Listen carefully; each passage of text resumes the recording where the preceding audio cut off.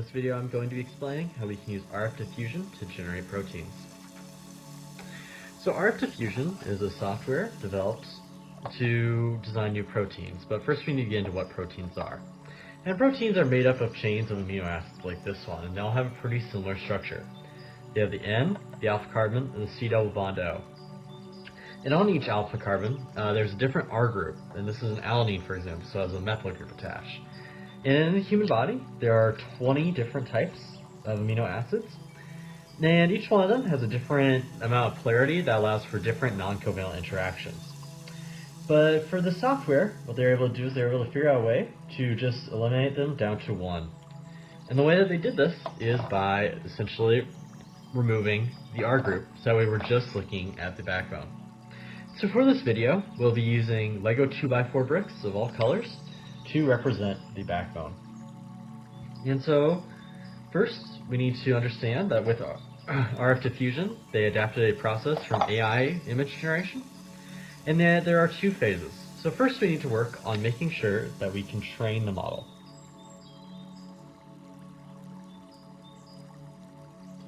So during training, we're going to take our data set,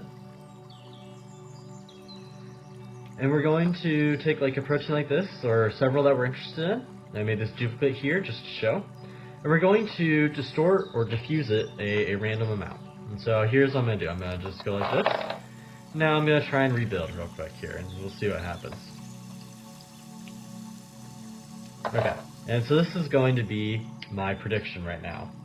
And so what we're going to do is we're going to compare what we got, and we're going to do a loss function. And we're going to score the model here. So when we're scoring, we want to make sure that we don't necessarily need them to be the same, but we need them to follow similar rules. So we can see that these are all connected together here into one piece, right?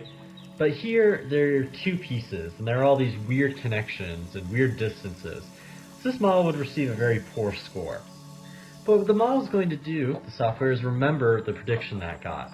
And it's going to continue to go and do the loss function over and over again. And what's going to happen is, over time, it's going to get better and better at doing this. So, after hundreds of times potentially, depending on what you're trying to generate, we're going to start getting really accurate predictions. So if we look at this one, for example, it follows a lot of the same rules that we've established before. So the model would give this one a very high score. And once we start getting really good scores again and again, we know that we're ready for the second phase, which is generation.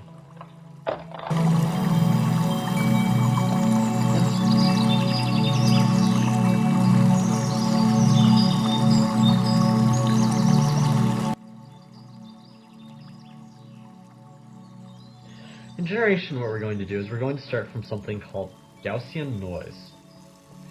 And Gaussian noise means that something is just truly random. And so what we're going to do is, to illustrate this, I'm just going to basically throw Legos at the ground. So when we're starting from this randomness, we then build. And I'm just going to build with what's closest to me. I'm not going to think about a specific structure. I'm just building as quickly as I can in the most logical order that I can.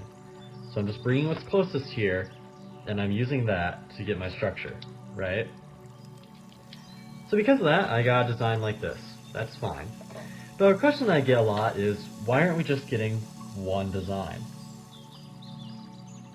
And the reason for that is because when we do this, we're always starting from a different level of randomness.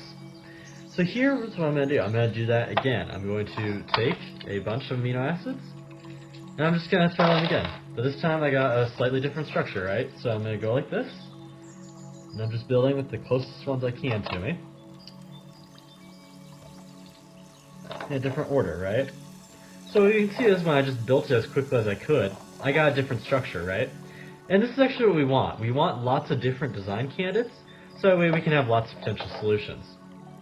And while these ones are kind of just floating in space, we can have lots of different applications.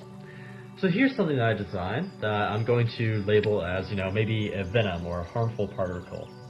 And so with this, what I can do is I can kind of just place it in the software, but maybe I don't want to waste time, right, generating and wasting processing power. So I see, right down here, I don't really think that's where I want to have a connection. Maybe I want to have one up here, right, where there's a lot of surface area. So what I can do is, I can kind of just mark it in the software, and when I put it in there, I can do what I've always done, right? I can do the Gaussian noise graph. So there we go. And now I'm going to start building a potential protein that could bind to this harmful...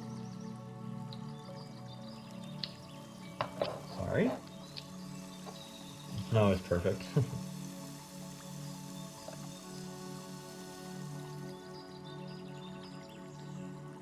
And so this is one design that I could have to bind to it. What's going to happen is I'm going to keep on getting lots of these designs. What this did is it just gave us structure, right? And while structure is useful, like I was talking about before, there are 20 different amino acids. So right now all we have is the backbone. We need to figure out a way to get the R group back on there. And so we need to figure out a way to get the structure to give us a sequence.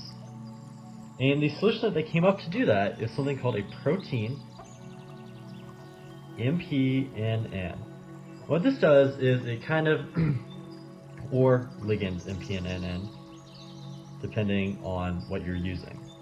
What this software can do is it can kind of take a sample protein that we had.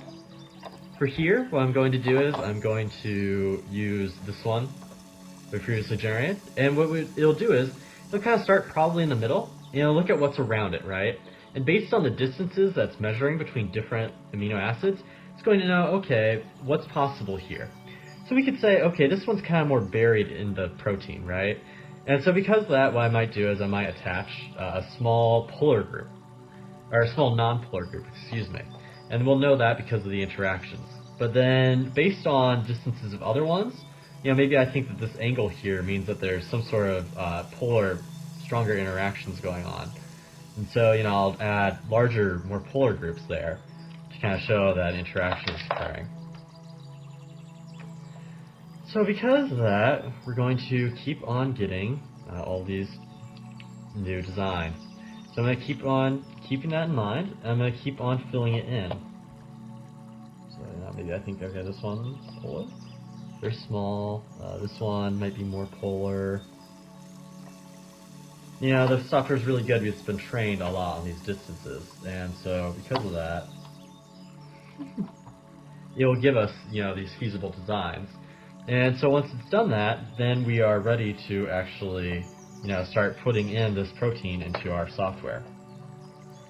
So because of that, because we know the sequence, we can go and we can use the RF diffusion to give us a structure.